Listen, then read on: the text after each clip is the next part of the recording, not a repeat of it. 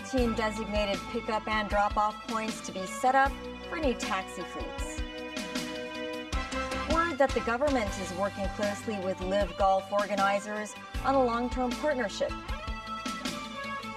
And Canada's Liberal Party will elect a new leader and Prime Minister with Mark Carney and Chrystia Freeland among the favorites.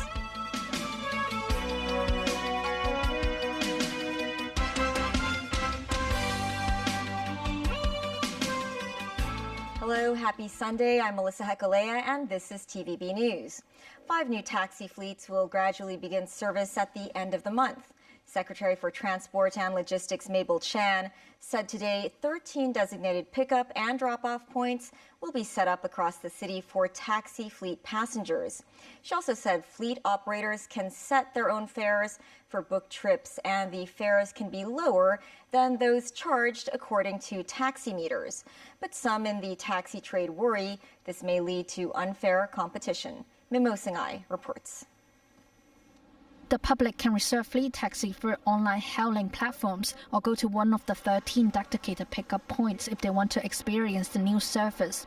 Among them, 9 are ready for use and most are located near border control points, including the airport, the West Kowloon High-Speed Rail Station and cross-boundary control points. Speaking on a radio program, Secretary for Transport and Logistics Mabel Chan said the government will work with the airport authority and the MTR to raise tourists' awareness of the fleet taxis. Chan said authorities will increase the number of traditional taxi pickup points to enhance the operational convenience of the industry.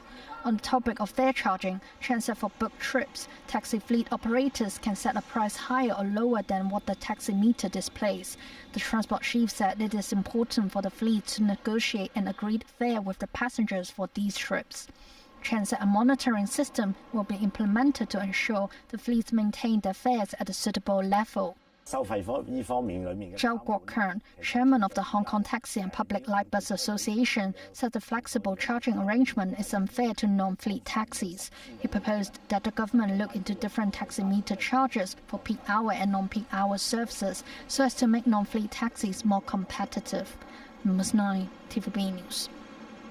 Financial Secretary Paul Chan said the government will speed up technological and application innovation to drive economic growth. On his blog, Financial Secretary Paul Chan said, technological and application innovation have become the core drivers of economic growth in the mainland. Chan said Hong Kong will align closely with the country's development, including accelerating technological and application innovation. In the budget, the government mentioned setting up a technology enterprises channel to help specialist technology and biotechnology mainland companies prepare for listing applications. Chan said the measure targets market needs. After 3 days of world-class action, the Hong Kong LIV Golf tournament concluded at the Fanling Golf Course today. The Culture, Sports and Tourism Secretary, Rosanna Law, said she wants the organizer to hold the event in the city every year. Samantha Lee reports. An international mega event merged with local elements. Chinese lion dance and an umbrella dance performed during the kick-off ceremony. The final round began with a shotgun start, which means all golfers tee off at the same time from different holes around the course. Spectators from all over the world flock to the Fanling Golf Course. Many of them are looking forward to more LIV events in the city. It's going to be fantastic here, and the weather is always good, so there's like huge potential here, I think. Golf's a global game now, you know, even the European Tour now and the DP World Tour, it's not just a European tour, as it were, it's a world tour, so seeing the golf game spread out as much as possible throughout the world, awesome, so I don't see why not. Yeah. The latest financial budget proposed exploring a long-term partnership with LIV Golf. The Culture, Sports and Tourism Chief paid a visit to the golf course with the CEO of LIV Golf. We are working very closely and seriously with the organizer of LIV Golf. Our objective is to work out a long-term partnership with them so that they can bring back this wonderful event year after year. The partnership, the intention of both sides to clinch a deal is strong. We have been very graciously approached and gathered. Our discussions have been very constructive, and positive, and we're absolutely working towards an extension, and we're thrilled about it. This is a place that LIV Golf wants to be, should be, and will be. This is the second consecutive year that LIV Golf has made its stop in Hong Kong. The next event will be held in Singapore from March 14th to 16th. Samantha Lee, TVB News. Canada looks set to pick a measured former central banker as its new prime minister to deal with the threats of tariffs from U.S. President Donald Trump. Mark Carney could become the next leader when the governing Liberal Party of Canada announces a replacement for Justin Trudeau in a leadership vote on Sunday. Nazvi Karim has more. He was the first non-British citizen to head the Bank of England. He helped Canada rebound faster than any other nation from the 2008 financial crisis as central bank chief. And he may be the only person who can take on U.S. President Donald Trump's tariff war. 59-year-old Mark Carney is a heavy favorite to become Canada's next prime minister. The ruling Liberal Party of Canada is holding elections on Sunday to pick a successor to Justin Trudeau, who resigned in January amid low ratings but stayed on until a new leader is chosen. It comes amid a surge in nationalism and anti-American fervor triggered by Trump's tariffs and his quips that he wants to make Canada the 51st U.S. state. Carney lacks solid political experience, having never been a legislator nor a cabinet member, a scenario that in normal times would have ended his candidacy. But the key qualification now is how to deal with Trump, who wants 25% tariffs on Canadian imports into U.S. Carney's banking track record as a stabilizing force, helping to keep money flowing during the financial crisis, makes him the favorite ahead of Chrystia Freeland, the former Deputy Prime Minister and Finance Minister. Freeland in December was dropped by Trudeau as Finance Minister, resigning as his deputy shortly afterwards, and then writing a scathing letter against the government that proved the last straw for Trudeau. Carney, a Harvard-educated former Goldman Sachs executive, said during a recent debate that Canada needs experience in terms of crisis management. The Liberal Party will pick a new leader in a secret vote by around 140,000 members. The new Prime Minister will then lead the party into national elections, which must be held by October 20th. That's when the Liberals face off against the opposition Conservative Party of Canada, led by firebrand Pierre Poilievre, a Trump-like populist who promotes a Canada First agenda. Nazvi Karim, TVB News. German election winner Friedrich Merz's Conservatives and the Social Democrats concluded preliminary talks on forming a coalition government on Saturday. Merz's conservative CDU-CSU bloc and the SPD have haggled over issues such as migration and welfare payments. During the talks, Merz promised tougher measures to tackle illegal migration, promising to act along with other European Union members. He also said Germany should be targeting 1 to 2% economic growth and lower energy costs to help businesses. Lars Klingbeil, the co-leader of the SPD, said Germany needed more migration success stories and to bring down illegal migration at the same time. Attention will also now turn to the outgoing parliament. Lawmakers will debate a €500 billion infrastructure fund and changes to state borrowing rules known as the debt brake from March 13th. Merz and the SPD crucially need support from the Greens party to pass the measures. Merz said there would be intensive talks with the Greens next week. Still ahead, Israel sent a delegation to Qatar on Monday in a bid to advance negotiations around the ceasefire in Gaza. North Korea says a nuclear-powered submarine is under construction.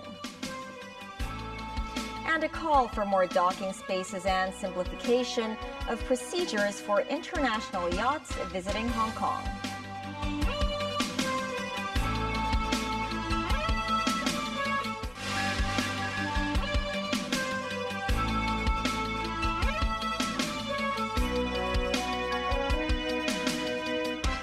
Welcome back. Israel said it would send a delegation to Qatar on Monday in an effort to advance the negotiations around the ceasefire in Gaza. Meanwhile, Hamas reported positive signals in talks with Egyptian and Qatari mediators on starting negotiations on the truce's delayed second phase. Daniel Rao tells us more.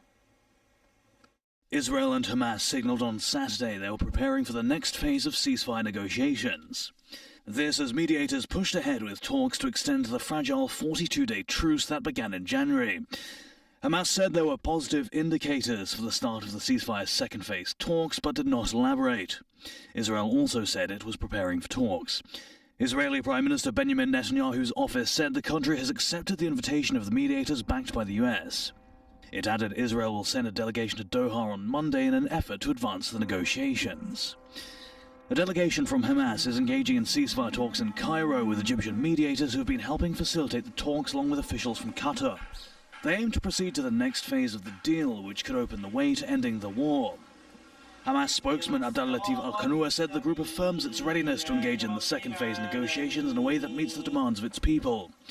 He also called for intensified efforts to aid the Gaza Strip and lift the Israeli blockade on it. In a later statement reporting its delegation's meeting with the head of Egypt's General Intelligence Agency, Hassan Mahmoud Rashad, Hamas affirmed the group's approval of forming a committee of what it described as national and independent characters to run Gaza until elections. His remarks came during an Arab summit which adopted Egypt's alternative reconstruction plan for Gaza, as opposed to US President Donald Trump's Middle East Riviera vision. The Gaza ceasefire deal that took effect in January calls for the remaining 59 hostages in Hamas captivity to be freed in a second phase, during which final plans would be negotiated for an end to the war. The first phase of the ceasefire ended last week. Israel has since imposed a total blockade on all goods entering the enclave. Israel is demanding Hamas free the remaining hostages without beginning the negotiations to end the Gaza war. Daniel Earl, TVB News.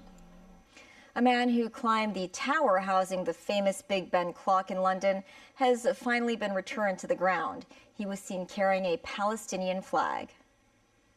Barefoot, wearing a cap, holding a Palestinian flag and sitting on a ledge of Elizabeth Tower, the man for hours had refused to come down.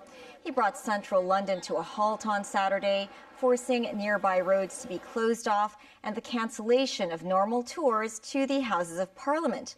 He was finally persuaded to come down after dark, stepping onto a cherry picker after a long talk with negotiators. The Metropolitan Police said earlier that officers received reports about the man around 7 a.m. on Saturday. He waved the Palestinian flag as he was lowered to the ground, where he was put into an ambulance and driven away. For the first time, North Korea has unveiled that a nuclear-powered submarine is under construction in the country. Such a weapon system could pose a major security threat to South Korea and the U.S. North Korean state media released photos showing what it called a nuclear-powered strategic guided missile submarine. This, as it reported leader Kim Jong-un visited major shipyards where warships are built. The images have not been independently verified. Two of the images appear to show Kim beside the hull of a submarine. The rest of the images show Kim looking at ships, with parts of the images blurred by the North Korean Central News Agency. KCNA didn't provide details about the submarine, but said Kim was briefed on its construction. Traveling the world is much easier these days, but how about doing it on a yacht? Sakura Ip spoke to a Danish sailor who started his tour last year, Hong Kong being one of his stops. So, how does it work? Let's take a look. Yeah, let's go. Setting off from Causeway Bay on board his friend's boat, Henrik Sternberg was taking friends to Po Tai O for seafood. Last year, Henrik and his friend bought a bigger yacht and in October began his world tour from Turkey. After visiting Greece, he plans to sail through the Atlantic and Pacific, aiming to pass through Hong Kong by 2028. The longest we could sail on that boat is probably 4 weeks, 5 weeks. We have a lot of water on board, we have a lot of fuel on board. So how does sailing through different waters work? Henrik explains that one needs an international skipper license, which requires 2,500 nautical miles of sailing and passing an exam. Before entering new waters, sailors must notify authorities and display the local flag. After completing immigration and customs procedures, they can dock and explore. While you can save on flights and hotels, docking fees can be expensive. For example, it costs around 2,500 Hong Kong dollars per night in Turkey and about $300 to almost $800 in Greece. Henrik estimates he spends at least 50,000 to 60,000 US dollars a year on docking, food, fuel and maintenance, or about 400,000 Hong Kong dollars. The Cantonese would say "Hodo China." We always joke that sailing is the most expensive world to travel the world for free. Recently, Hong Kong has been keen to develop yacht tourism. He suggests the city should provide more docking spaces and simplify procedures, such as minimizing the notice period for immigration to less than 24 hours. You may even organize, call it regattas, where maybe 10 boats go together and sail, from Indonesia to here. Sailing through Hong Kong Harbour at night is probably one of the top 10 highlights you can do in your life, right? Sailing in Hong Kong water can be challenging because there are lots of fast ferries and boats passing by, so there are specific traffic routes on the sea as well. One of the key routes is the small boat has to yield for the larger vessels. Last year, 68 international yachts visited Hong Kong, staying for an average of 21 days. The government proposes increasing docking spaces by establishing a yacht club south of Hong Kong Station. Lawmaker Perry Yu believes spaces should be reserved for international yachts. He says owning a yacht in Hong Kong can create 5 to 7 jobs, boosting the local economy. Sakurayip, TVB News. That's the news. Thanks for watching. Bye for now.